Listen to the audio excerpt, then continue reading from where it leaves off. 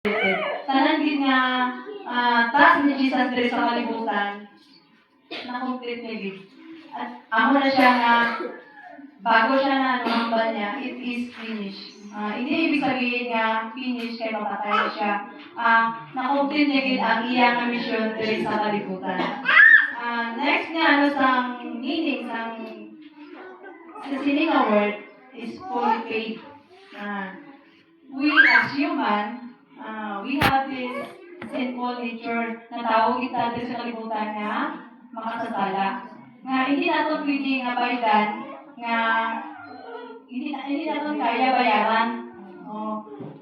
But through Jesus' sacrifice on the cross is once and for all. This event that fully paid the penalty for humanity's sins, satisfying the divine justice. Once and for all, this event is only kaisa lang hindi siya ka event nga natabo nga maka-erase sa tanan nga utang sa tao diri sa kalibutan. Hindi na pwede nga may maghimo pa siniliwa para sa ginahimo sa iba na nagapalansang sila para mabayaran ng sala nila. Hindi na siya pwede because si Jesus ang pwede nga ang maghimo sila. It means one time event na wala na sa iba nga makahimo sila only Jesus lang gid.